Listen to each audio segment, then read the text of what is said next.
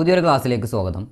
ഇന്നത്തെ ക്ലാസ്സിൽ നമ്മൾ ഡിസ്കസ് ചെയ്യാൻ പോകുന്നത് സോഷ്യൽ ഡെവലപ്മെൻറ്റിനെ കുറിച്ചാണ്, അഥവാ സാമൂഹിക വികാസം. ഓക്കെ, മനുഷ്യൻ ഒരു സാമൂഹിക ജീവിയാണ് അല്ലേ, ഒരു സോഷ്യൽ അനിമലാണ് അല്ലേ. അപ്പോൾ അതുകൊണ്ട് തന്നെ സമൂഹങ്ങളോടും വ്യക്തികളോടും ഇടപെട്ടുകൊണ്ടും അതുപോലെ തൻ്റെ സമൂഹത്തിൻ്റെ നിയമവ്യവസ്ഥകൾ അംഗീകരിച്ചുകൊണ്ടും ജീവിക്കാനുള്ള ഒരു പ്രാപ്തി അതിലുള്ള ഓരോ അംഗവും നേടിയെടുക്കേണ്ടതുണ്ട് അല്ലേ. അപ്പോൾ സാമൂഹിക വികാസം എന്ന് പറഞ്ഞു കഴിഞ്ഞാൽ താൻ ഉൾപ്പെട്ട സംഘത്തിലെ സ്വീകാര്യനായ അംഗമായി തീരാൻ ആവശ്യമായ മനോഭാവങ്ങളും മൂല്യങ്ങളും നൈപുണികളും ആർജിക്കാൻ ഒരു ശിശുവിനെ പ്രാപ്തനാക്കുന്ന വികാസ പ്രക്രിയയാണ്. ഓക്കെ, സോഷ്യൽ ഡെവലപ്മെൻറ്റ് എന്ന് പറഞ്ഞാൽ എന്താണ്? താൻ ഉൾപ്പെടുന്ന ഒരു സംഘത്തിലെ, തൻ്റെ സമൂഹത്തിലെ സ്വീകാര്യനായ ഒരു വ്യക്തിയായി തീരണം. അതിന് വേണ്ടിയിട്ട് എന്ത് ചെയ്യും? ആ ഒരു സമൂഹത്തിൻ്റെ മനോഭാവങ്ങൾ, ആറ്റിറ്റ്യൂഡുകളും അതുപോലെ അതിൻ്റെ വാല്യൂസും അതിന് വേണ്ടിയിട്ടുള്ള സ്കിൽസുമൊക്കെ ഒരു കുട്ടി ആർജിച്ചെടുക്കുന്നത് സാമൂഹിക വികാസം എന്ന പ്രക്രിയയിലൂടെയാണ്. ഓക്കെ, അല്ലെങ്കിൽ ഇങ്ങനെ പറയാം, social development refers to the process by which a child learns to interact with others around them. തൻ്റെ ചുറ്റുമുള്ള ആളുകളുമായിട്ട് ഒരു കുട്ടി ഇടപഴകാൻ പഠിക്കുന്ന ഒരു പ്രക്രിയ, അതാണ് സോഷ്യൽ ഡെവലപ്മെൻറ്റ് എന്ന് പറഞ്ഞാൽ. അതായത് ആ സമൂഹത്തിലെ തൻ്റെ സ്ഥാനം എന്തെന്ന് മനസ്സിലാക്കും ഒരു കുട്ടി. മനസ്സിലാക്കുന്നതോടൊപ്പം മറ്റുള്ളവരുമായിട്ട് നല്ല രീതിയിൽ കമ്മ്യൂണിക്കേറ്റ് ചെയ്യാനുള്ള സ്കിൽസും ഡെവലപ്പ് ചെയ്യുന്നു അല്ലേ. ഈ ഒരു പ്രോസസ്സാണ് സാമൂഹിക വികാസം എന്ന് പറഞ്ഞാൽ. ഓക്കെ, അപ്പോൾ ഇതിനെ നമുക്കറിയാം, ഒരു വ്യക്തിയെ സംബന്ധിച്ചിടത്തോളം നിരന്തരം സാമൂഹിക ഘടകങ്ങളുടെ സ്വാധീനത്തിന് വിധേയമായിക്കൊണ്ടിരിക്കുകയാണ് അല്ലേ. നമ്മൾ മറ്റുള്ളവരുടെ സ്വാധീനത്തിന്, നമ്മുടെ സമൂഹത്തിലെ മറ്റ് വ്യക്തികളുടെ സ്വാധീനത്തിന് നിരന്തരം വിധേയമായിക്കൊണ്ടിരിക്കുകയാണ് അല്ലേ. നമ്മുടെയൊക്കെ ചിന്തയിലും അതുപോലെ നമ്മുടെ വിശ്വാസത്തിലും വികാരത്തിലും പെരുമാറ്റത്തിലും നമ്മുടെ ജീവിത രീതിയിലുമെല്ലാം ഈ ഒരു സ്വാധീനം നമുക്ക് കാണാൻ സാധിക്കും അല്ലേ. അപ്പോൾ നമ്മൾ നിരന്തരം സാമൂഹികമായ സ്വാധീനത്തിന് വിധേയമായിക്കൊണ്ടാണ് ജീവിക്കുന്നത് അല്ലേ. ഓക്കെ, ഈ ഒരു പ്രക്രിയയെ സോഷ്യലൈസേഷൻ എന്നും വിളിക്കുന്നുണ്ട്, അഥവാ സാമൂഹ്യവൽക്കരണം. ഓക്കെ, അപ്പോൾ സോഷ്യൽ ഡെവലപ്മെൻറ്റ് അതുപോലെ സോഷ്യലൈസേഷൻ എന്നും ഇത് അറിയപ്പെടുന്നുണ്ട്. ഓക്കെ, സാമൂഹ്യവൽക്കരണം. ഓക്കെ,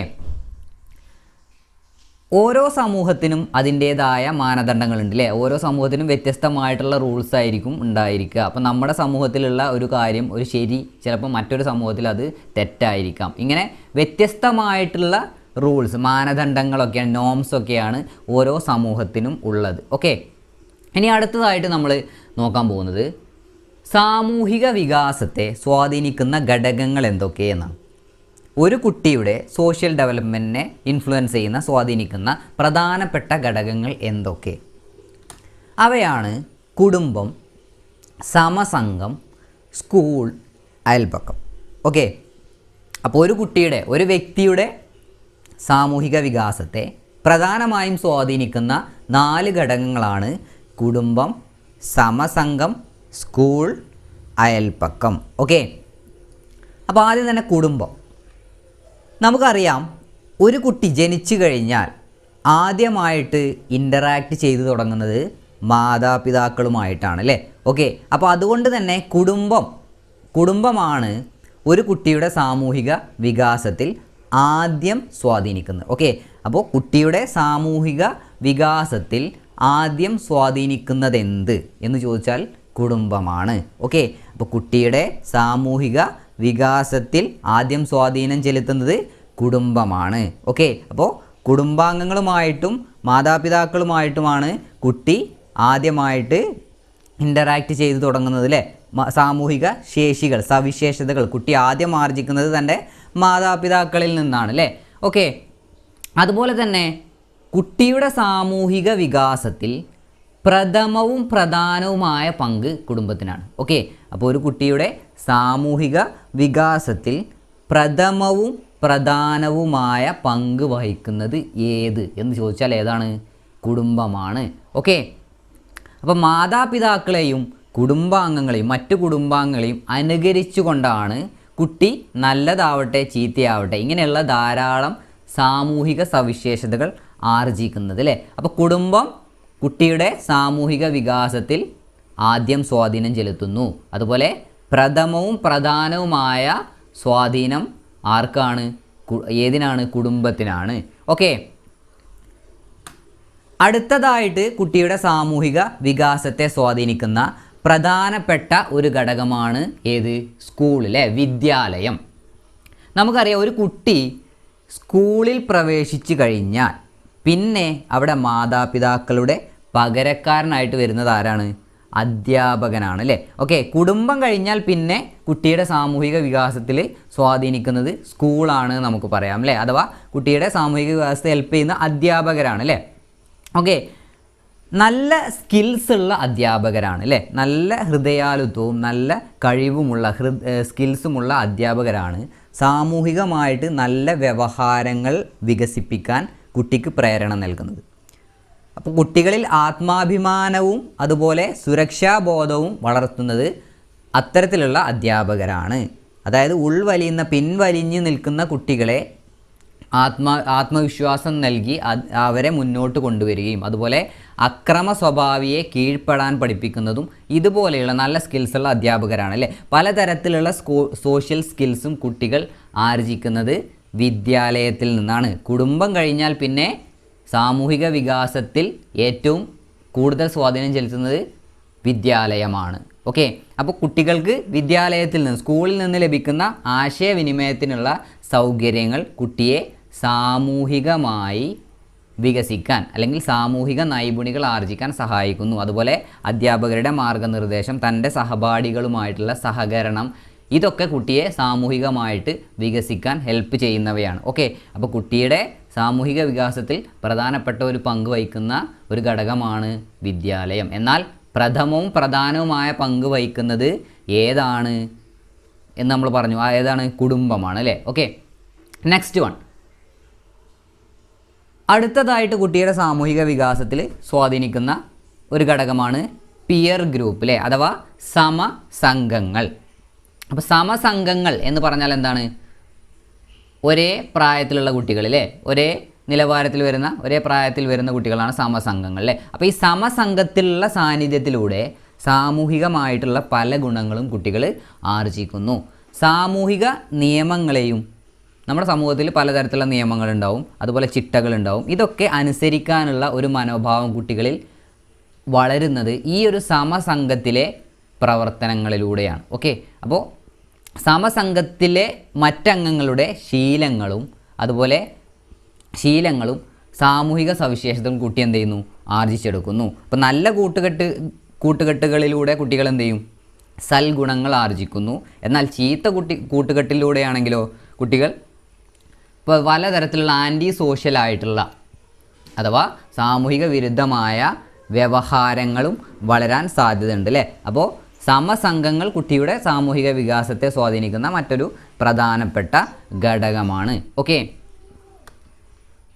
അടുത്ത ഒരു പ്രധാനപ്പെട്ട ഘടകമാണ് അയൽപക്കം അല്ലേ, നെയ്ബർഹുഡ്. കുട്ടിയുടെ സാമൂഹിക വികാസത്തിൽ അയൽപക്കത്തിനും വലിയൊരു പ്രാധാന്യമുണ്ട്. അഥവാ മാതാപിതാക്കളുടെയും കുടുംബാംഗങ്ങളുടെയും കൂടെ വീട്ടിൽ കളിച്ചു വളർന്ന കുട്ടി പിന്നീട് എന്ത് ചെയ്യും? തൻ്റെ അയൽപക്കത്തുള്ള കുട്ടികളുമായിട്ട്, തൻ്റെ അയൽപക്കവുമായിട്ട് ഇടപെടാൻ തുടങ്ങുന്നതോടെ കുട്ടിയുടെ സാമൂഹിക ലോകം വിശാലമാകുന്നു, വിപുലമാകുന്നു. ഇതുവരെ പാരൻസുമായിട്ട് മാത്രമേ കുട്ടിയുടെ സോഷ്യൽ ഡെവലപ്മെൻറ്റ് നടന്നിരുന്നുള്ളൂ. എന്നാൽ തൻ്റെ അയൽപക്കവുമായിട്ട് കുട്ടി ഇടപെടാൻ തുടങ്ങുന്നതിലൂടെ കുട്ടിയുടെ ഒരു സാമൂഹിക ലോകം ഒന്നും കൂടി വിപുലമാകുന്നു അല്ലേ. അതിലൂടെ കുട്ടികളിൽ സാമൂഹിക ബോധം വളരെയധികം വർദ്ധിക്കുകയും ചെയ്യുന്നു. ഓക്കെ, അപ്പോൾ അയൽപക്കത്തുള്ള കുട്ടികളുമായിട്ട് സഹകരിച്ചിട്ടുള്ള കളികളിലൂടെ സംഘജീവിതവുമായി പൊരുത്തപ്പെടാനുള്ള ശേഷി കുട്ടികൾ ആർജിച്ചെടുക്കുന്നു. ഓക്കെ, അപ്പോൾ കുട്ടിയുടെ സാമൂഹിക വികാസത്തെ സ്വാധീനിക്കുന്ന പ്രധാനപ്പെട്ട ഘടകങ്ങൾ ഏതൊക്കെയാണ് എന്ന് നമ്മൾ പറഞ്ഞു അല്ലേ. ഏതൊക്കെയായിരുന്നു പ്രധാനപ്പെട്ട ഘടകങ്ങളെക്കുറിച്ച് നമ്മൾ പറഞ്ഞു? കുടുംബം, വിദ്യാലയം, സമസംഘം, അയൽപക്കം. ഓക്കെ, പ്രഥമവും പ്രധാനവുമായ പങ്ക് വഹിക്കുന്നത് ഏതാണ്? കുടുംബമാണ്. ഓക്കെ, ഇനി അടുത്തതായിട്ട് നമ്മൾ ഡിസ്കസ് ചെയ്യാൻ പോകുന്നത് എറിക് എറിക്സൻ്റെ സൈക്കോ സോഷ്യൽ ഡെവലപ്മെൻറ്റിനെ കുറിച്ചാണ്. അഥവാ സൈക്കോ സോഷ്യൽ ഡെവലപ്മെൻറ്റ് എന്ന് പറഞ്ഞാൽ മനോസാമൂഹിക വികാസം. ഓക്കെ, മനോസാമൂഹിക വികാസം എന്ന ഒരു സിദ്ധാന്തം രൂപീകരിച്ചത് ആരാണ് എന്ന് ചോദിച്ചാൽ ആരാണ്? എറിക് എറിക്സൺ ആണ്. ഓക്കെ, അപ്പോൾ എറിക് എറിക്സൺ ആണ് സൈക്കോ സോഷ്യൽ ഡെവലപ്മെൻറ്റ് എന്ന സിദ്ധാന്തത്തിൻ്റെ ഉപജ്ഞാതാവായിട്ട് അറിയപ്പെടുന്നത്. ഓക്കെ, അപ്പോൾ എറിക് എറിക്സൺ അദ്ദേഹം ഒരു അമേരിക്കൻ സൈക്കോളജിസ്റ്റ് ആയിരുന്നു. സിഗ്മണ്ട് ഫ്രോയിഡിൻ്റെ, നമ്മൾ സൈക്കോ അനാലിസിസിനെ കുറിച്ച് മുൻപ് പറഞ്ഞിരുന്നു അല്ലേ? അപ്പോൾ സിഗ്മണ്ട് ഫ്രോയിഡിൻ്റെ സൈക്കോ അനാലിസിസ് വളരെയധികം ആകൃഷ്ടനായിരുന്ന ഒരു വ്യക്തിയാണ് എറിക് എറിക്സൺ. എന്നാൽ സിഗ്മണ്ട് ഫ്രോയിഡിൻ്റെ പല വീക്ഷണങ്ങളെയും പല സിദ്ധാന്തങ്ങളെയും അദ്ദേഹം എന്ത് ചെയ്തു? മാറ്റത്തിരുത്തലുകൾ, പല സിദ്ധാന്തങ്ങൾക്കും മാറ്റത്തിരുത്തലുകൾ വരുത്തുകയും അദ്ദേഹത്തിൻ്റേതായ ഒരു സാമൂഹിക സൈക്കോ സോഷ്യൽ തിയറി എന്ന രീതിയിൽ അദ്ദേഹം ഒരു തിയറി മുന്നോട്ട് വെക്കുകയും ചെയ്തു. ഓക്കെ, അദ്ദേഹം പറയുന്നത് മനുഷ്യൻ്റെ സാമൂഹിക ജീവിതം, മനോസാമൂഹിക വികാസം എന്നാണ് അദ്ദേഹത്തിൻ്റെ സിദ്ധാന്തം അല്ലേ? നമ്മൾ പറഞ്ഞു സൈക്കോ സോഷ്യൽ ഡെവലപ്മെൻ്റ് ആണ്. ഓക്കെ, അപ്പോൾ അദ്ദേഹം പറയുന്നത് ഈ സിദ്ധാന്തം അനുസരിച്ച് അദ്ദേഹം പറയുന്നു, എറിക് എറിക്സൺ പറയുന്നു, മനുഷ്യൻ്റെ സാമൂഹ്യ ജീവിതം 8 പ്രതിസന്ധി ഘട്ടങ്ങളിൽ കൂടെ കടന്നു പോകുന്നു. 8 പ്രതിസന്ധി ഘട്ടങ്ങളിൽ കൂടെയാണ് ഒരു മനുഷ്യൻ്റെ, ഒരു വ്യക്തിയുടെ സാമൂഹ്യ ജീവിതം കടന്നു പോകുന്നത്. അപ്പോൾ സൈക്കോ സോഷ്യൽ ക്രൈസിസ്. ഓക്കെ, അപ്പോൾ സൈക്കോ സോഷ്യൽ ക്രൈസിസ് എന്നാണ് ഈ പ്രതിസന്ധിക്ക് അദ്ദേഹം വിളിച്ചത്. ഓക്കെ, ഈ ഓരോ ഘട്ടത്തിലും ഓരോ വികസനാത്മക കൃത്യം വ്യക്തികൾ അഭിമുഖീകരിക്കുന്നു, അഥവാ ഡെവലപ്മെൻറ്റൽ ടാസ്ക്. അപ്പം ഒരു വ്യക്തിയുടെ സാമൂഹ്യ ജീവിതം 8 പ്രതിസന്ധി ഘട്ടങ്ങളിൽ കൂടെയാണ് കടന്നു പോകുന്നത്. അപ്പോൾ ഓരോ ഘട്ടത്തിനും ഓരോ വികസനാത്മക കൃത്യം ആ വ്യക്തി അഭിമുഖീകരിക്കുന്നു എന്നാണ് എറിക് എറിക്സൺ അഭിപ്രായപ്പെടുന്നത്. ഓക്കെ, അപ്പോൾ ഏതൊക്കെയാണ് അദ്ദേഹത്തിൻ്റെ ഘട്ടങ്ങൾ, സൈക്കോ സോഷ്യൽ സ്റ്റേജസ് ഏതൊക്കെയാണ്? അവയാണ്: ഫസ്റ്റ് വൺ, വിശ്വാസം വേഴ്സസ് അവിശ്വാസം, അഥവാ trust versus mistrust. Second one, സ്വാശ്രയത്വം വേഴ്സസ് ലജ്ജ. ഇതിൻ്റെ മലയാളം കേൾക്കുമ്പോൾ കുറച്ച് ബുദ്ധിമുട്ടായിട്ട് തോന്നും, പക്ഷേ ഒന്ന് ശ്രദ്ധിച്ചാൽ മതി. ട്രസ്റ്റ് വേഴ്സസ് ഈ ഇംഗ്ലീഷ് കൃത്യമായിട്ട് മനസ്സിലാക്കി വെക്കുക. അപ്പോൾ അതിൽ നിന്ന് നമുക്ക് ഓട്ടോമാറ്റിക്കലി എന്ത് ചെയ്യാം? ഈ ഒരു മലയാളം മനസ്സിലാക്കിയെടുക്കാം. ഓക്കെ, അപ്പോൾ വിശ്വാസം വേഴ്സസ് അവിശ്വാസം, ട്രസ്റ്റ് വേഴ്സസ് മിസ്ട്രസ്റ്റ്, സ്വാശ്രയത്വം വേഴ്സസ് ലജ്ജ, autonomy versus shame and doubt, നേതൃത്വ ഗുണം വേഴ്സസ് കുറ്റബോധം, ഇനീഷ്യേറ്റീവ് വേഴ്സസ് ഗിൽറ്റ്, ഊർജ്ജസ്വലത വേഴ്സസ് അപകർഷത, ഇൻഡസ്ട്രി വേഴ്സസ് ഇൻഫീരിയോറിറ്റി, വ്യക്തിത്വ സ്ഥാപനം വേഴ്സസ് വ്യക്തിത്വ പ്രതിസന്ധി, ഐഡൻറ്റിറ്റി വേഴ്സസ് റോൾ കൺഫ്യൂഷൻ, സൗഹൃദം വേഴ്സസ് ഏകാന്തത, ഇൻറ്റിമസി വേഴ്സസ് ഐസൊലേഷൻ, സർഗാത്മകത വേഴ്സസ് അലസത, ജനറേറ്റിവിറ്റി വേഴ്സസ് സ്റ്റാഗ്നേഷൻ, അഹം ആർജവം വേഴ്സസ് നിരാശ, ego integrity versus despair. Okay, അപ്പോൾ ഈ 8 ഘട്ടങ്ങളെക്കുറിച്ചാണ് അദ്ദേഹം പറയുന്നത്. ഓക്കെ, വളരെ ഇമ്പോർട്ടൻ്റ് ആയിട്ടുള്ള ഒരു തിയറിയാണ്, കൃത്യമായിട്ട് ശ്രദ്ധിച്ച് മനസ്സിലാക്കുക. ഓക്കെ, അപ്പോൾ ഈ 8 ഘട്ടങ്ങളെ വിജയപ്രദമായി അതിജീവിച്ചു കഴിഞ്ഞാൽ അത് വ്യക്തിത്വ വികാസത്തെ അനുകൂലമായി ബാധിക്കുകയും അതുപോലെ ഈ 8 ഘട്ടങ്ങളെ വിജയപ്രദമായി അതിജീവിക്കാൻ സാധിച്ചിട്ടില്ലെങ്കിൽ അത് ഒരു വ്യക്തിയുടെ വ്യക്തിത്വ വികാസത്തെ പ്രതികൂലമായും ബാധിക്കുന്നു എന്നാണ് എറിക് എറിക്സൺ പറയുന്നത്. ഓക്കെ, ഈ ഓരോ ഘട്ടങ്ങളും അതാത് സമയങ്ങളിൽ വിജയകരമായി പൂർത്തീകരിക്കണം. അദ്ദേഹം ഓരോ ഘട്ടത്തിനും ഓരോ ഏജ് പറയുന്നുണ്ട്. ഈ ഒരു കാലഘട്ടത്തിൽ കൃത്യമായിട്ട് ഈ ഒരു കാലഘട്ടത്തിൽ തന്നെ അത് വിജയകരമായി പൂർത്തിയാക്കേണ്ടതുണ്ട്. അങ്ങനെ പൂർത്തിയാക്കിയാൽ മാത്രമേ തൊട്ടടുത്ത ഘട്ടത്തിലും വിജയകരമായ സാമൂഹിക ജീവിതം സാധ്യമാകൂ എന്നാണ് എറിക് എറിക്സൺ അഭിപ്രായപ്പെടുന്നത്. ഓക്കെ, ഇനി അദ്ദേഹത്തിൻ്റെ 8 ഘട്ടങ്ങളെക്കുറിച്ച് വിശദമായിട്ട് നമുക്ക് നോക്കാം. ഫസ്റ്റ് വൺ ഏതാണ്? വിശ്വാസം വേഴ്സസ് അവിശ്വാസമാണ് അല്ലേ? ട്രസ്റ്റ് വേഴ്സസ് മിസ്ട്രസ്റ്റ് ആണ്. ഓക്കെ,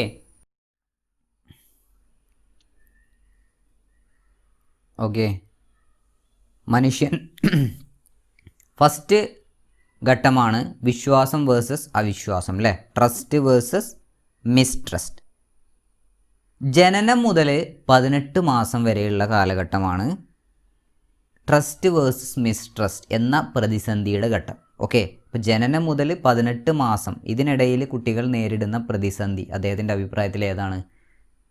അവിശ്വാസവുമായിട്ട് ഏറ്റുമുട്ടിക്കൊണ്ട് വിശ്വാസം സ്ഥാപിക്കുക എന്നതാണ്. Okay, establishing trust versus mistrust. Okay, അപ്പോൾ ഈ ഘട്ടത്തിലെ വികസനാത്മക കൃത്യം, മുഖ്യ വികസനാത്മക കൃത്യം എന്ന് പറയുന്നത് വിശ്വാസം സ്ഥാപിക്കലാണ്.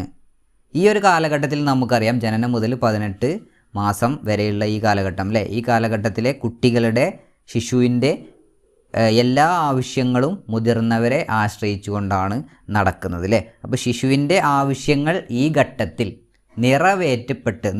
നിർവഹിക്കപ്പെട്ട് കഴിഞ്ഞാൽ കുട്ടികളിൽ ആത്മവിശ്വാസം ഉണ്ടാകുന്നു എന്നാണ് എറിക്സൺ പറയുന്നത്. അതുപോലെ തൻ്റെ ചുറ്റുപാടുകളെക്കുറിച്ച് സുരക്ഷിതത്വ ബോധം കുട്ടികളിൽ ഉണ്ടാവുന്നു. ഓക്കെ, അപ്പോൾ ട്രസ്റ്റ് വേഴ്സസ് മിസ്ട്രസ്റ്റ് എന്ന ഘട്ടം ജനനം മുതൽ 18 മാസം വരെയുള്ള കാലഘട്ടമാണ്. ഓക്കെ, ഈ കാലഘട്ടത്തിൽ കുട്ടികൾ നേരിടുന്ന പ്രതിസന്ധി ഏത് എന്ന് ചോദിച്ചാൽ ഏതാണ്? ട്രസ്റ്റ് വേഴ്സസ് മിസ്ട്രസ്റ്റ്, വിശ്വാസം വേഴ്സസ് അവിശ്വാസം. ഓക്കെ, എന്നാൽ ഈ ഘട്ടത്തിൽ നമ്മൾ പറഞ്ഞു, നല്ല രീതിയിലുള്ള മുതിർന്നവരുടെ അല്ലെങ്കിൽ പാരൻസിൻ്റെ പരിഗണനയും അതുപോലെ കുട്ടികളുടെ ആവശ്യങ്ങളൊക്കെ നിറവേറ്റപ്പെട്ട് കഴിഞ്ഞാൽ ഈ ഘട്ടത്തിൽ കുട്ടികളിൽ ആത്മവിശ്വാസം ഉണ്ടാകുന്നു എന്ന് നമ്മൾ പറഞ്ഞു അല്ലേ. എന്നാൽ നേരെ വിപരീതമാണ് സംഭവിക്കുന്നതെങ്കിൽ, കുട്ടികളുടെ ആവശ്യങ്ങൾ നിറവേറ്റപ്പെടാതെ വരികയും അതുപോലെ തൻ്റെ പാരൻസ് അത്രത്തോളം കുട്ടികൾക്ക് പരിഗണന നൽകാതെ വരികയും ചെയ്ത, പ്രധാനമായിട്ട് കുട്ടികൾക്ക് ഈ കാലഘട്ടത്തിൽ ഭക്ഷണം ലഭിക്കണം അല്ലേ, പേടി തോന്നുന്ന സമയത്തൊക്കെ മാതാപിതാക്കളുടെ പ്രധാനമായിട്ട് അമ്മയുടെ സാമീപ്യം ലഭിക്കേണ്ടതുണ്ട് അല്ലേ. ഇത് നിറവേറ്റപ്പെടാതെ വന്നു കഴിഞ്ഞാൽ തൻ്റെ ചുറ്റുപാടുകളെക്കുറിച്ച് പരിസരത്തെക്കുറിച്ച് കുട്ടികളിൽ ഭയാശങ്കകൾ ഉണ്ടാകുന്നു. അതുപോലെ കുട്ടികളുടെ ആത്മധൈര്യം പിന്നീട് നഷ്ടപ്പെടുന്നു എന്നാണ് എറിക്സൺ പറയുന്നത്. ഓക്കെ, അപ്പോൾ ആദ്യത്തെ ഘട്ടം ജനനം മുതൽ 18 മാസം വരെയുള്ള കാലഘട്ടം എന്ന് പറയുന്നത് ഏകദേശം 18 മാസം വരെ, അതായത് 1.5 വർഷമാണ് അല്ലേ, 1.5 വയസ്സ് വരെ അല്ലേ. 1.5 വയസ്സ് വരെ കുട്ടികൾ നേരിടുന്ന പ്രതിസന്ധി ഏതാണ്? വിശ്വാസം വേഴ്സസ് അവിശ്വാസം. ഓക്കെ, അടുത്ത ഘട്ടം ഏതാണ്? Autonomy versus shame and doubt അല്ലേ. സ്വാശ്രയത്വം വേഴ്സസ് ലജ്ജ, അല്ലെങ്കിൽ ലജ്ജയെയും സംശയത്തെയും കീഴടക്കിക്കൊണ്ട് കുട്ടികൾ സ്വാതന്ത്ര്യം സ്ഥാപിക്കുക. ഓട്ടോണമി, സ്വാശ്രയത്വം സ്ഥാപിക്കുക അല്ലെങ്കിൽ സ്വാതന്ത്ര്യം സ്ഥാപിക്കുക. അപ്പോൾ ഈ ഘട്ടത്തിൽ ഇത് എന്ന് പറയുന്നത് 18 മാസം മുതൽ 3 വർഷം വരെയുള്ളതാണ്, 3 വയസ്സ് വരെയുള്ള കാലഘട്ടമാണ്. ഓക്കെ, അപ്പോൾ കുട്ടികളിൽ 18 മാസം 1.5 വയസ്സ് മുതൽ 3 വയസ്സ് വരെയുള്ള കാലഘട്ടത്തിൽ കുട്ടികൾ നേരിടുന്ന പ്രതിസന്ധി ഏത് എന്ന് ചോദിച്ചാൽ ഏതാണ്? സ്വാശ്രയത്വം വേഴ്സസ് ലജ്ജ. ഓക്കെ, അല്ലെങ്കിൽ autonomy versus shame and doubt. Okay, അപ്പോൾ ഈ ഘട്ടത്തിൽ സ്വാതന്ത്ര്യം സ്ഥാപിക്കുക എന്ന കുട്ടികൾ സ്വയം സ്വന്തം ഇഷ്ടപ്രകാരം ഓരോ കാര്യങ്ങൾ ചെയ്യുക, സ്വാതന്ത്ര്യം സ്ഥാപിക്കാനുള്ള ഒരു ശ്രമം അവിടെ കുട്ടികളിൽ നടക്കുന്നു. ഇവിടെ മുതിർന്നവരുടെ നിർദ്ദേശങ്ങൾ കുട്ടികൾ എന്ത് ചെയ്യും? ശക്തമായി എതിർത്തുകൊണ്ടും അവയ്ക്ക് വിരുദ്ധമായി പ്രവർത്തിച്ചുകൊണ്ടും കുട്ടി തൻ്റെ സ്വാതന്ത്ര്യത്തിനനുസരിച്ച് നിഷേധാത്മകമായ പലതരത്തിലുള്ള വ്യവഹാരങ്ങളും പ്രകടമാക്കുന്നു. കുട്ടി അല്ല, ചെയ്യില്ല, ഇല്ല എന്നൊക്കെ നിഷേധാത്മകമായിട്ടുള്ള കാര്യങ്ങളാണ് അല്ലേ. അതുപോലെ ഇങ്ങോട്ട് വിളിച്ചാൽ അങ്ങോട്ട് പോവുക, അതൊക്കെ ഈ ഒരു ഘട്ടത്തിലുള്ള ഒരു കുട്ടികളുടെ പ്രത്യേകതകളാണ്. അപ്പോൾ ഈ ഘട്ടത്തിൽ കുട്ടിക്ക് സ്വയം ആഹാരം കഴിക്കാനും വസ്ത്രം ധരിക്കാനും കുളിക്കാനും ഒക്കെ കുട്ടികൾ സ്വയം ശ്രമിക്കുന്നതാണ്. അപ്പോൾ ഇവിടെ കുട്ടിയിൽ ഒരു സ്വാശ്രയത്വം, കുട്ടിക്ക് സ്വയം എല്ലാ കാര്യങ്ങളും ചെയ്യാനുള്ള ഒരു സ്വാതന്ത്ര്യം ലഭിക്കുകയും അതുപോലെ കുട്ടി സ്വയം പല കാര്യങ്ങൾക്കും ഓട്ടോണോമസ് ആയിട്ട് സ്വാശ്രയത്വപരമായിട്ട് പ്രവർത്തിക്കാൻ ശ്രമിക്കുകയും ചെയ്താൽ, അതിനുള്ള അവസരങ്ങൾ കുട്ടിക്ക് ലഭിച്ചാൽ, പാരൻസിൻ്റെ പരിഗണനയും അതിനുള്ള അവസരങ്ങളൊക്കെ കുട്ടിക്ക് ലഭിച്ചാൽ കുട്ടിയിൽ പിന്നീട് എന്ത് ചെയ്യുന്നു? ആത്മവിശ്വാസം വളരുന്നു. എനിക്ക് എല്ലാം സ്വയം ചെയ്യാൻ കഴിയും എന്നുള്ള ഒരു ബോധം കുട്ടിയിൽ വരുന്നു. എന്നാൽ നേരെ വിപരീതമാണ് സംഭവിക്കുന്നതെങ്കിൽ കുട്ടിയിൽ ലജ്ജ, ഷെയിം ആൻഡ് ഡൗട്ട്, തന്നെക്കുറിച്ച് മടിയും അതുപോലെ ലജ്ജയും കുട്ടിക്ക് വരുന്നു എന്നാണ് എറിക്സൺ അഭിപ്രായപ്പെടുന്നത്. ഓക്കെ, അപ്പോൾ എറിക്സൻ്റെ പ്രതിസന്ധി ഘട്ടങ്ങളിലെ രണ്ടാമത്തെ ഘട്ടം ഏതാണ്? സ്വാശ്രയത്വം വേഴ്സസ് ലജ്ജ അല്ലേ, autonomy versus shame and doubt. Okay, next one, അടുത്ത ഘട്ടമാണ് ഇനീഷ്യേറ്റീവ് വേഴ്സസ് ഗിൽട്ട് അല്ലേ, നേതൃത്വ ഗുണം വേഴ്സസ് കുറ്റബോധം, അല്ലെങ്കിൽ സ്വയം ഇനീഷ്യേറ്റീവ് എടുക്കുക അല്ലേ, ആദ്യത്തെ ശ്രമമാണ്. കുട്ടികൾ സ്വയം ശ്രമിക്കുക. ആദ്യത്തെ ശ്രമവും അപരാധവും തമ്മിലുള്ള ഏറ്റുമുട്ടൽ, കുറ്റബോധവും തമ്മിലുള്ള ഏറ്റുമുട്ടലാണ് ഇനീഷ്യേറ്റീവ് വേഴ്സസ് ഗിൽട്ട്. ഈ കാലഘട്ടം 3 വയസ്സ് മുതൽ 6 വയസ്സ് വരെയുള്ള കാലഘട്ടമാണ്. ഓക്കെ, അപ്പോൾ എറിക്സൻ്റെ സാമൂഹ്യ വികാസ ഘട്ടം, സൈക്കോ സോഷ്യൽ ഡെവലപ്മെൻറ്റിൽ 3ാമത്തെ ഘട്ടം ഏതാണ്? ഇനീഷ്യേറ്റീവ് വേഴ്സസ് ഗിൽട്ട് അഥവാ നേതൃത്വ ഗുണം വേഴ്സസ് കുറ്റബോധം. ഓക്കെ, അപ്പോൾ ഈ കാലഘട്ടത്തിൽ കുട്ടികൾ മറ്റുള്ളവരുടെ പ്രേരണയോ സഹായമോ കൂടാതെ സ്വന്തം പ്രവർത്തനങ്ങൾ ആരംഭിക്കാനുള്ള കഴിവ് പ്രകടമാക്കുന്ന ഒരു ഘട്ടമാണ്. എല്ലാ കാര്യവും കുട്ടികൾ സ്വയം ചെയ്യുന്നതിനുള്ള ഒരു ഇനീഷ്യേറ്റീവ് എടുക്കുന്നു. അവർ സ്വയം എല്ലാം ചെയ്യാനുള്ള ഒരു ഇനീഷ്യേറ്റീവ്, ഒരു തുടക്കം അവർ തന്നെ ചെയ്യുന്നു. ഇതിൽ തെറ്റുകളും കുറ്റങ്ങളും പലതും ഉണ്ടാവാം, എന്നാൽ അവർ സ്വയം എല്ലാ കാര്യവും ചെയ്യാനുള്ള ഒരു ശ്രമം നടത്തുന്നു. ഏത് ഘട്ടത്തിലാണ്? ഇനീഷ്യേറ്റീവ് വേഴ്സസ് ഗിൽട്ട് എന്ന ഘട്ടത്തിൽ. ഓക്കെ, അപ്പോൾ ഈ ഘട്ടത്തിൽ മുതിർന്നവരുടെയും അതുപോലെ മാതാപിതാക്കളും കുട്ടികളെ സ്വാഭാവികമായിട്ട് അവരോരോ കാര്യങ്ങൾ ചെയ്യാൻ പോകുമ്പോൾ അവരെ ചിലപ്പോൾ ശാസിക്കാറുണ്ട് അല്ലേ, അവരെ ചീത്ത പറയാറുണ്ട് അല്ലേ. ഓക്കെ, എന്നാൽ കടുത്ത ശാസനയും അതുപോലെ കുട്ടികൾക്ക് ശിക്ഷയുമാണ്. അവർ ഓരോ ചെറിയ കാര്യങ്ങളൊക്കെ തുടങ്ങുമ്പോൾ അത് ചെയ്യരുത്, ഇത് ചെയ്യരുത്, അങ്ങോട്ട് പോകരുത്, ഇങ്ങോട്ട് പോകരുത്, അങ്ങനെ ശാസനയും അതുപോലെ അവർക്ക് ശിക്ഷയും കൂടുതലായിട്ട് നൽകിക്കഴിഞ്ഞാൽ അവരിൽ പിന്നീട് കുറ്റബോധം വളരുന്നു എന്നാണ്. എന്നാൽ അവർക്ക് സ്വയം എല്ലാ കാര്യങ്ങളും ചെയ്യാനുള്ള ഒരവസരം ലഭിക്കുകയും അവരെല്ലാം ചെയ്യാൻ ശ്രമിക്കുമ്പോൾ അതിന് നമ്മൾ സഹായിക്കുകയും അവരെ കൊണ്ട് അത് ചെയ്യിപ്പിക്കുകയും ചെയ്തു കഴിഞ്ഞാൽ അവരിൽ ഒരു നേതൃത്വ ഗുണം പിന്നീട് വികസിക്കുന്നു എന്നാണ് എറിക്സൺ അഭിപ്രായപ്പെടുന്നത്. അപ്പോൾ എറിക്സൻ്റെ സൈക്കോ സോഷ്യൽ ഡെവലപ്മെൻറ്റിൽ 3ാമത്തെ ഘട്ടമാണ് ഏത്? നേതൃത്വ ഗുണം വേഴ്സസ് കുറ്റബോധം. 3 വയസ്സ് മുതൽ 6 വയസ്സ് വരെയുള്ള ഘട്ടമാണ്. ഓക്കെ, അടുത്ത ഘട്ടമാണ് ഊർജ്ജസ്വലത വേഴ്സസ് അപകർഷത, ഇൻഡസ്ട്രി വേഴ്സസ് ഇൻഫീരിയോറിറ്റി. ഊർജ്ജസ്വലത വേഴ്സസ് അപകർഷത, industry versus inferiority.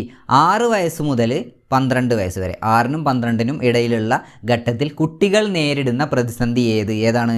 Industry versus inferiority ആണ് അല്ലേ. ഊർജ്ജസ്വലത വേഴ്സസ് അപകർഷത, അല്ലെങ്കിൽ അധ്വാനശീലവും അപകർഷതാബോധവും എന്ന് പറയാം. ഓക്കെ, അപ്പോൾ ഈ ഘട്ടത്തിൽ കുട്ടികൾ വിദ്യാലയത്തിൽ കഴിയുന്ന കാലഘട്ടമാണ് അല്ലേ, വിദ്യാലയ ഘട്ടമാണ്. 6നും 12നും ഇടയിലുള്ള ഘട്ടം. ഈ ഒരു ഘട്ടത്തിൽ കുട്ടികൾ സ്കൂളിലായിരിക്കും അല്ലേ. അപ്പോൾ മാക്സിമം കുട്ടികൾ സ്കൂൾ പരമായിട്ടുള്ള പ്രവർത്തനങ്ങൾ, വിദ്യാഭ്യാസപരമായിട്ടുള്ള പ്രവർത്തനങ്ങളിൽ, പഠനവുമായി ബന്ധപ്പെട്ട പ്രവർത്തനങ്ങളിൽ വളരെ ഊർജ്ജസ്വലരും അതുപോലെ ഉന്മേഷവും ഉള്ള കുട്ടികളായിരിക്കും അല്ലേ. അപ്പോൾ ഈ കാലഘട്ടത്തിൽ കുട്ടികൾ കർമ്മശീലവും പരിശ്രമവും വഴി പലതരത്തിലുള്ള നേട്ടങ്ങൾ കൈവരിക്കാൻ കുട്ടികൾ ശ്രമിക്കും. അപ്പോൾ ഇതിന് കുട്ടികൾക്ക് കൃത്യമായിട്ട് കഴിഞ്ഞിരിക്കണം എന്നാണ്. അപ്പോൾ അവർ ഇൻഡസ്ട്രി ആണല്ലേ, ഊർജ്ജസ്വലരായിട്ട് എല്ലാ പ്രവർത്തനങ്ങളും ചെയ്യാൻ, പഠിക്കാൻ, നല്ല രീതിയിൽ നേട്ടങ്ങൾ കൈവരിക്കാൻ കുട്ടികൾക്ക് കഴിയണം എന്നാണ് എറിക്സൺ പറയുന്നത്. ഇങ്ങനെ സാധിക്കുകയാണെങ്കിൽ കുട്ടികളിൽ പിന്നീട് ആത്മവിശ്വാസം കുട്ടികളിൽ വർദ്ധിക്കുന്നു. ഊർജ്ജസ്വലരായിക്കൊണ്ട് ഭാവി ജീവിതത്തിലും കുട്ടികൾക്ക് ഊർജ്ജസ്വലരാവാൻ കഴിയുന്നു എന്നാണ്. എന്നാൽ നേരെ മറിച്ചാണ് സംഭവിക്കുന്നത്. ഒരു ഇൻഫീരിയോറിറ്റി കുട്ടികളിൽ വളരുന്നു, അപകർഷതാബോധം, തന്നെ കൊണ്ട് താൻ എല്ലാവരുടെയും അടിയിലാണ്, ഞാൻ അതിന് മാത്രമൊന്നുമില്ല, അല്ലെങ്കിൽ എന്നെക്കൊണ്ട് പറ്റില്ല എന്നൊക്കെയുള്ള ഒരു അപകർഷതാബോധം, ഒരു ഇൻഫീരിയോറിറ്റി കോംപ്ലക്സ് കുട്ടികളിൽ വളരുന്നു എന്നാണ് എറിക്സൺ പറയുന്നത്. ഓക്കെ, നെക്സ്റ്റ് അടുത്ത സ്റ്റേജ് ഏതാണ്? വ്യക്തിത്വ സ്ഥാപനം വേഴ്സസ് വ്യക്തിത്വ പ്രതിസന്ധിയാണ് അല്ലേ, അഥവാ ഐഡൻറ്റിറ്റി വേഴ്സസ് റോൾ കൺഫ്യൂഷൻ. ഇവിടെ ഒരു ഇമ്പോർട്ടൻ്റ് ആയിട്ടുള്ള പോയിൻ്റാണ് ഐഡൻറ്റിറ്റി ക്രൈസിസ് എന്ന് പറയുന്ന ഒരു ടേം ആദ്യമായിട്ട് നൽകിയത് ആരാണ്? എറിക്സൺ ആണ്. ഓക്കെ, അപ്പോൾ ഐഡൻറ്റിറ്റി ക്രൈസിസ് എന്ന ടേം നൽകിയത് ആര് എന്ന് ചോദിച്ചാൽ ആരാണ്? എറിക്സൺ ആണ്. ഓക്കെ, അപ്പോൾ ഐഡൻറ്റിറ്റി വേഴ്സസ് റോൾ കൺഫ്യൂഷൻ 12 വയസ്സ് മുതൽ 20 വയസ്സ്, 12നും 20 വയസ്സിനും ഇടയിലുള്ള ഒരു ഘട്ടത്തിൽ, ഈ ഒരു വയസ്സിൽ, ഈ കാലഘട്ടത്തിൽ കുട്ടികൾ നേരിടുന്ന പ്രതിസന്ധിയാണ് ഐഡൻറ്റിറ്റി വേഴ്സസ് റോൾ കൺഫ്യൂഷൻ എന്ന് പറയുന്നത്. ഓക്കെ, അല്ലെങ്കിൽ ഇതിനെ മലയാളത്തിൽ ആത്മസ്വരൂപവൽക്കരണം, അതുപോലെ സമൂഹത്തിലെ സ്ഥാനം, സംശയം എന്നും കൂടി പറയാറുണ്ട്. ഓക്കെ, അപ്പോൾ ആത്മസ്വരൂപവൽക്കരണം, അതിനെ ഐഡൻറ്റിറ്റി അല്ലേ നമുക്കറിയാം. അപ്പോൾ ഈ ഘട്ടത്തിൽ 12നും 20നും അപ്പോൾ കൗമാര കാലഘട്ടത്തിലാണ്. അപ്പോൾ ഈ കാലഘട്ടത്തിൽ ആത്മസ്വരൂപ രൂപീകരണം, ഐഡൻറ്റിറ്റി രൂപീകരണവുമായി ബന്ധപ്പെട്ടതാണ് കുട്ടികളുടെ ഈ ഒരു കാലഘട്ടത്തിലെ സംഘർഷം, ഒരു ക്രൈസിസ് എന്ന് പറയുന്നത് അല്ലേ, പ്രശ്നം. അപ്പോൾ കുട്ടികളിലെ ബാല്യകാലത്തെ അഹം സംബന്ധമായിട്ടുള്ള ആശയങ്ങൾ ശക്തിയാർജിക്കും. കുട്ടികളെ കുറിച്ചുള്ള സെൽഫിനെ കുറിച്ചുള്ള ഒരു ബോധം, അതിനെക്കുറിച്ചുള്ള ആശയങ്ങൾ കുട്ടികളിൽ ശക്തി ആർജിച്ചുകൊണ്ട് തൊഴിൽപരമായിട്ടും അതുപോലെ വ്യക്തിപരമായിട്ടുള്ള ഒരു ഐഡൻറ്റിറ്റി, താൻ ഭാവിയിൽ എന്താവണം, താൻ എന്താണ് എന്നൊക്കെയുള്ള ഒരു ഐഡൻറ്റിറ്റി കുട്ടികൾ രൂപീകരിക്കുന്ന ഒരു കാലഘട്ടമാണ് ഈ ഒരു കാലഘട്ടം. ഓക്കെ, കൗമാര കാലഘട്ടം എന്ന് പറയുന്നത് അല്ലേ. അപ്പോൾ ഇവിടെ താൻ ഏത് തരക്കാരനാവണം അല്ലെങ്കിൽ ഏത് തൊഴിൽ സ്വീകരിക്കണം എന്നെല്ലാം കുട്ടികൾ എന്ത് ചെയ്യും, തന്നെക്കുറിച്ചുള്ള ഒരു ബോധം, ഒരു ഐഡൻറ്റിറ്റി രൂപപ്പെടുത്തുന്നു. ഇവിടെ ഈ സ്വയം കുട്ടികൾ കെട്ടിപ്പടുക്കുന്ന ഈ ഒരു ചിത്രം, ഇത് കുട്ടികൾക്ക് സഫലമാകാൻ സാധിച്ചു കഴിഞ്ഞാൽ കുട്ടികൾക്ക് നല്ല രീതിയിലുള്ള ഒരു ഐഡൻറ്റിറ്റി ഫോം ചെയ്യാൻ സാധിക്കുന്നു എന്നുള്ളതാണ്. ഓക്കെ, എന്നാൽ ഇതിന് വിപരീതമാണ് സംഭവിക്കുന്നതെങ്കിൽ, കുട്ടികളുടെ ഈ ഒരു ആഗ്രഹങ്ങൾ കൃത്യമായിട്ട് നിറവേറ്റപ്പെടാതെ വരികയാണെങ്കിൽ, കുട്ടികളുടെ ഐഡൻറ്റിറ്റിയുമായി ബന്ധപ്പെട്ട ഒരു ഫോർമേഷൻ, ഐഡൻറ്റിറ്റി ഫോർമേഷൻ കൃത്യമായിട്ട് നടന്നിട്ടില്ലെങ്കിൽ കുട്ടികൾക്ക് എന്ത് ചെയ്യും, തന്നെക്കുറിച്ചുള്ള ആശയക്കുഴപ്പവും സംശയവുമായിരിക്കും. അഥവാ തൻ്റെ ഐഡൻറ്റിറ്റിയെക്കുറിച്ച് ഒരു ആശയക്കുഴപ്പം, താൻ എന്താവണം എന്നുള്ളത് കുട്ടികൾ കൺഫ്യൂഷൻ ആയിരിക്കും. ഓക്കെ, നെക്സ്റ്റ് വൺ, അടുത്ത ഘട്ടമാണ് ഇൻറ്റിമസി വേഴ്സസ് ഐസൊലേഷൻ അഥവാ സൗഹൃദം വേഴ്സസ് ഏകാന്തത. ഈ ഘട്ടം എന്ന് പറയുന്നത് യുവത്വ കാലഘട്ടമാണ് അല്ലേ. 20 വയസ്സിനും 40 വയസ്സിനും ഇടയിലുള്ള ഘട്ടത്തിൽ, ഈ ഒരു ഘട്ടത്തിൽ വ്യക്തികൾ നേരിടുന്ന പ്രതിസന്ധി ഏതാണ് എന്ന് ചോദിച്ചാൽ ഏതാണ്, സൗഹൃദം വേഴ്സസ് ഏകാന്തത അഥവാ ഇൻറ്റിമസി വേഴ്സസ് ഐസൊലേഷൻ. ഓക്കെ, അപ്പോൾ ഈ ഘട്ടം നമ്മൾ പറഞ്ഞു ആരംഭിക്കുന്നത് 20 വയസ്സാണ് അല്ലേ, യൗവനത്തോടെയാണ് അല്ലേ. അപ്പോൾ യൗവനം എന്ന് പറയുമ്പോൾ ഗാഢമായിട്ടുള്ള വ്യക്തിബന്ധങ്ങളുടെ ഒരു കാലഘട്ടമാണ് അല്ലേ. മറ്റുള്ളവരുമായിട്ട് നല്ല രീതിയിലുള്ള ഒരു റിലേഷൻഷിപ്പ് ബിൽഡ് ചെയ്യുന്ന ഒരു കാലഘട്ടമാണ് യൗവനം, യൂത്ത് എന്ന് പറയുന്നത് അല്ലേ. അപ്പോൾ 20നും 40നും ഇടയിലുള്ള ഒരു കാലഘട്ടത്തിൽ മറ്റുള്ളവരുമായിട്ടും തൻ്റെ ഓപ്പോസിറ്റ് സെക്സിലുള്ള ഒരാളുമായിട്ട് അല്ലെങ്കിൽ ഒരു റിലേഷൻഷിപ്പ് ബിൽഡ് ചെയ്തെടുക്കുന്ന ഒരു കാലഘട്ടമാണ് അല്ലേ. അപ്പോൾ ഈ കാലഘട്ടത്തിൽ ഏറ്റവും പ്രധാനമായിട്ടുള്ളത് എന്ന് പറയുന്നത് ഒരു ലൈംഗികപരമായിട്ടുള്ള ഒരു ദൃഢ ബന്ധമാണ് അല്ലേ. അപ്പോൾ ഇങ്ങനെ ഒരു സൗഹൃദം മറ്റുള്ളവരുമായിട്ട് അല്ലെങ്കിൽ ഒരു വ്യക്തിയുമായിട്ട് നല്ല രീതിയിലുള്ള സൗഹൃദം സ്ഥാപിക്കാൻ കഴിയാത്തവരെന്ത് ചെയ്യും, ഐസൊലേറ്റഡ് ആവും. പിന്നീട് അവർക്ക് അവരുടെ പിന്നീടുള്ള മുന്നോട്ടുള്ള ജീവിതത്തിൽ അവർ ഐസൊലേറ്റഡ് ആയിട്ടുണ്ട്, ഏകാന്തതയിലായിരിക്കും അവർ ജീവിക്കേണ്ടി വരിക, അല്ലെങ്കിൽ ആ ഒരു പ്രതിസന്ധി അവർ നേരിടുന്നു എന്നാണ് എറിക്സൺ പറയുന്നത്. ഓക്കെ, അപ്പോൾ നല്ല രീതിയിലുള്ള സൗഹൃദം സ്ഥാപിക്കാൻ കഴിയാത്തവർ ഏകാന്തരായി മാറുന്നു. എന്നാൽ സൗഹൃദം അല്ലെങ്കിൽ ഏകാന്തത എന്നതാണ് ഈ ഘട്ടത്തിലെ സംഘർഷം. ഓക്കെ,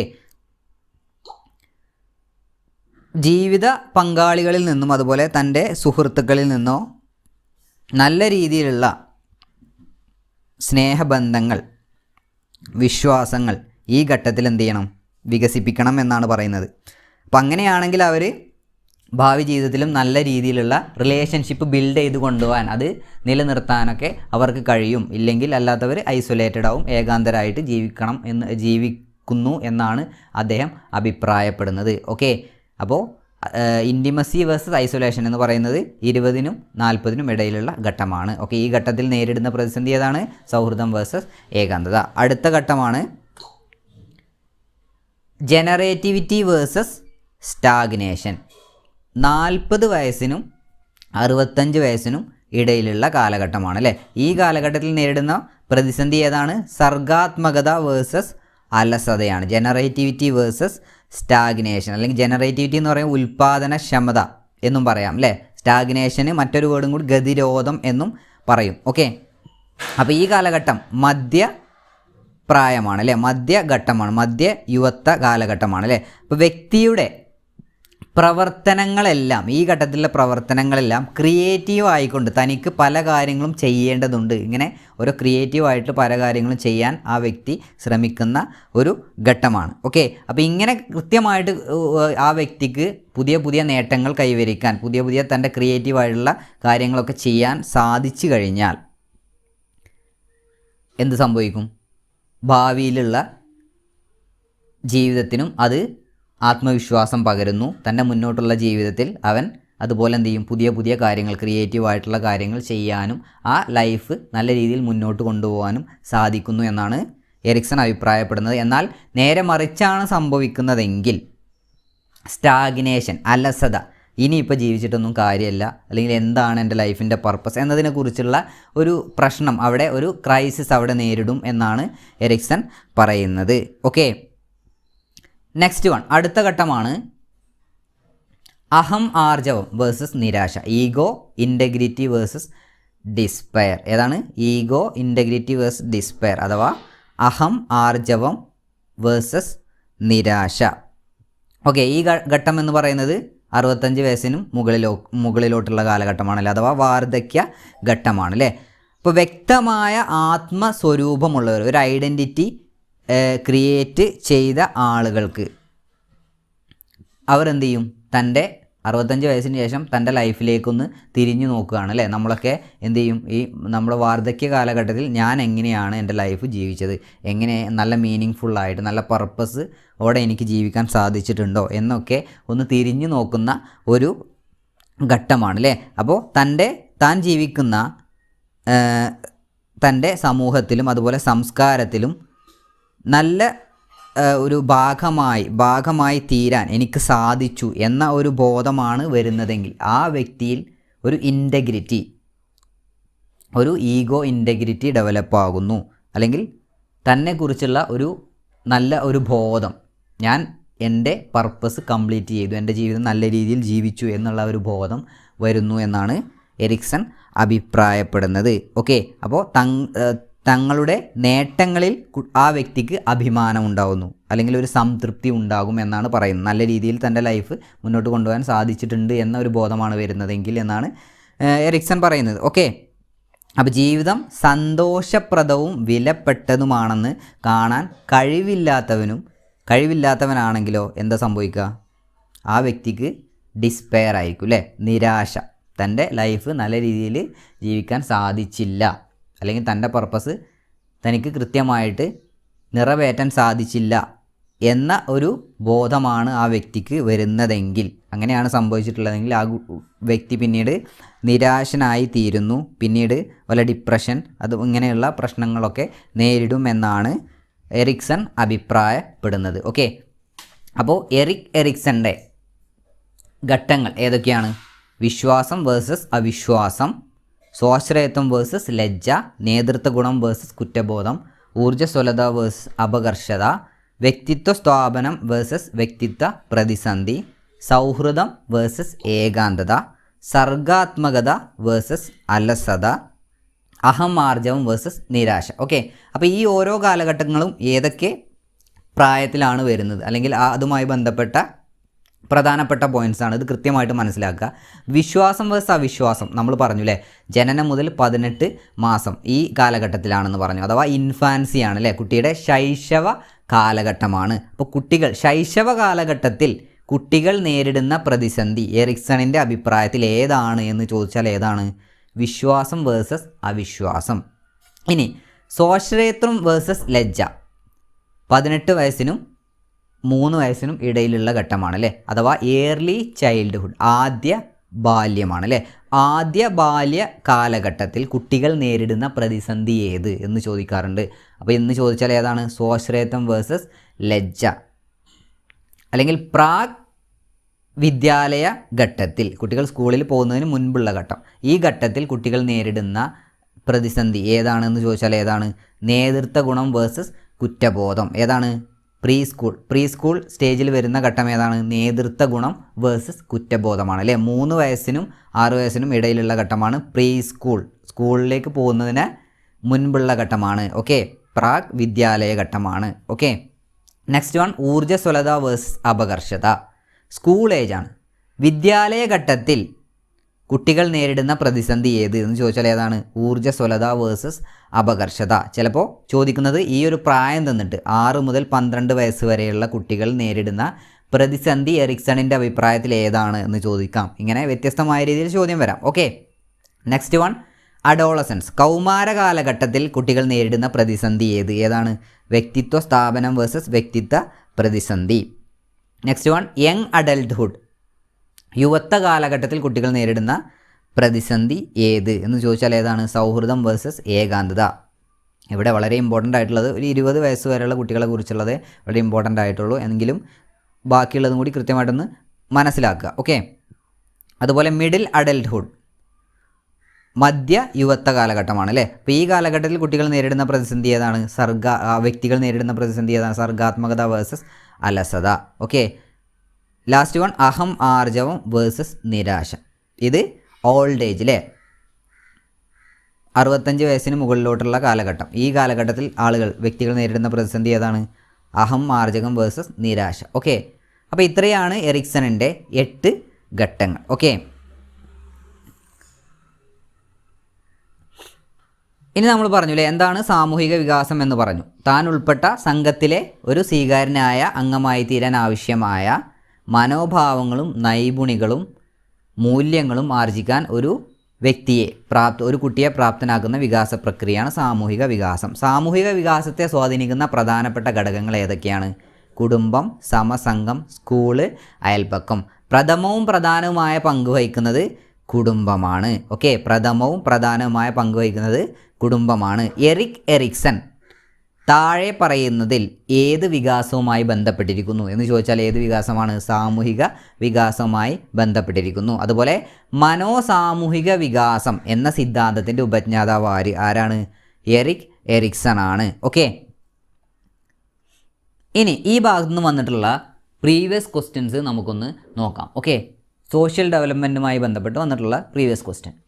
ആദ്യത്തെ ക്വസ്റ്റ്യൻ, ജീവിതത്തെ പ്രതിസന്ധി ഘട്ടങ്ങളായി വിഭജിച്ചു കൊണ്ടുള്ള സിദ്ധാന്തം രൂപീകരിച്ച മനഃശാസ്ത്രജ്ഞൻ ആര്? ജീവിതത്തെ പ്രതിസന്ധി ഘട്ടങ്ങളായി വിഭജിച്ചു കൊണ്ടുള്ള സിദ്ധാന്തം രൂപീകരിച്ച മനഃശാസ്ത്രജ്ഞൻ ആരാണ്? കോൾബർഗ് ആണോ, കാൾ റോജേഴ്സ് ആണോ, എറിക് എറിക്സൺ ആണോ, സിഗ്മണ്ട് ഫ്രോയിഡ്? നമ്മൾ പറഞ്ഞില്ലേ ആരാണ്? Erik Erikson. ഓക്കെ. അപ്പോൾ എറിക് എറിക്സൺ ആണ് ജീവിതത്തെ പ്രതിസന്ധി ഘട്ടങ്ങളായി വിഭജിച്ചു കൊണ്ടുള്ള സിദ്ധാന്തം രൂപീകരിച്ച മനഃശാസ്ത്രജ്ഞൻ. ഓക്കെ. നെക്സ്റ്റ് ക്വസ്റ്റ്യൻ, എറിക് എറിക്സൻ്റെ അഭിപ്രായത്തിൽ ഇതിൽ ആദ്യ ബാല്യകാലം മാനസിക സാമൂഹിക സിദ്ധാന്തം അനുസരിച്ച് ഏത് ഘട്ടത്തിലാണ്? ഓക്കെ. അപ്പോൾ എറിക് എറിക്സൺ ഒരു കുട്ടി ആദ്യ ബാല്യകാലത്തിലാണ്, ഏർലി ചൈൽഡ്ഹുഡിലാണ്. അപ്പോൾ ഏർലി ചൈൽഡ്ഹുഡിൽ കുട്ടികളുടെ ഏത് ഘട്ടത്തിലാണ് എന്നാണ് ചോദിച്ചിട്ടുള്ളത്. ഏത് ഘട്ടമാണ്? സ്വാശ്രയത്വം, സംശയം, അധ്വാനം, അപകർഷത, മുൻകൈ എടുക്കൽ, കുറ്റബോധം, വിശ്വാസം, അവിശ്വാസം. ഏതാണ്? മുൻകൈ എടുക്കലും കുറ്റബോധവുമാണ് അല്ലേ. ഏതാണ്? ഏതാണ്? സ്വാശ്രയത്വം വേഴ്സസ് സംശയം എന്ന ഘട്ടമാണ് അല്ലേ. ഓക്കെ. അപ്പോൾ എറിക് എറിക്സൻ്റെ അഭിപ്രായത്തിൽ ആദ്യ ബാല്യകാലം, ഏർലി ചൈൽഡ്ഹുഡ് ഏത് ഘട്ടത്തിലാണ്? 18 മാസത്തിനും 3 വയസ്സിനും ഇടയിലുള്ള ഘട്ടമാണല്ലേ. അതാണ് ഏർലി ചൈൽഡ്ഹുഡ് എന്ന് പറയുന്നത്. അപ്പോൾ ആ ഘട്ടത്തിൽ നേരിടുന്ന പ്രതിസന്ധി ഏതാണ് എന്ന് മനസ്സിലാക്കുക. ഏതാണ്? സ്വാശ്രയത്വം വേഴ്സസ് സംശയമാണ് അല്ലേ. ഓക്കെ. അടുത്ത ക്വസ്റ്റ്യൻ, കുട്ടിയുടെ പ്രഥമ സമൂഹം. ഒരു കുട്ടിയുടെ പ്രഥമ സമൂഹം നഴ്സറി ആണോ, വിദ്യാലയമാണോ, അയൽപക്കമാണോ, കുടുംബമാണോ? നമ്മൾ പറഞ്ഞു അല്ലേ, കുടുംബം കുട്ടിയുടെ സാമൂഹിക വികാസത്തിൽ പ്രഥമവും പ്രധാനവുമായ പങ്ക് വഹിക്കുന്നത് കുടുംബമാണ്. ഓക്കെ. നെക്സ്റ്റ് ക്വസ്റ്റ്യൻ, ഒരു കുട്ടിയുടെ സാമൂഹ്യവൽക്കരണത്തിൻ്റെ പ്രാഥമിക സ്രോതസ് സോഷ്യലൈസേഷൻ ആണ് അല്ലേ. ഒരു കുട്ടിയുടെ സാമൂഹ്യവൽക്കരണത്തിൻ്റെ പ്രാഥമിക സ്രോതസ് ഏതെന്ന് ചോദിച്ചു. ഓപ്ഷൻ കുടുംബം, അയൽപക്കം, സ്കൂള്, മതം. ഏതാണ്? കുടുംബമാണ് അല്ലേ. ഒരു കുട്ടിയുടെ സാമൂഹ്യവൽക്കരണത്തിൻ്റെ പ്രാഥമിക സ്രോതസ് ഏതാണ്? കുടുംബമാണ്. ഓക്കെ. നെക്സ്റ്റ് ക്വസ്റ്റ്യൻ, എറിക്സൺ മനോസാമൂഹിക വികാസ സിദ്ധാന്ത പ്രകാരം സ്കൂൾ പ്രായത്തിൽ നേരിടുന്ന പ്രതിസന്ധി താഴെ പറയുന്നവയിൽ ഏതാണ്? അപ്പോൾ എറിക്സൻ്റെ മനോസാമൂഹിക വികാസ സിദ്ധാന്ത പ്രകാരം സ്കൂൾ പ്രായത്തിൽ കുട്ടികൾ നേരിടുന്ന പ്രതിസന്ധി താഴെ പറയുന്നവയിൽ ഏതാണ് എന്നാണ് ചോദിച്ചിട്ടുള്ളത്. ഓപ്ഷൻസ് ഊർജ്ജസ്വലത വേഴ്സസ് അപകർഷത, ഗാഠബന്ധം വേഴ്സസ് ഏകത്വം, വിശ്വാസം വേഴ്സസ് അവിശ്വാസം, സ്വാശ്രയത്വം വേഴ്സസ് ലജ്ജ. ഏതാണ്? ഊർജ്ജസ്വലത വേഴ്സസ് അപകർഷതയാണ്.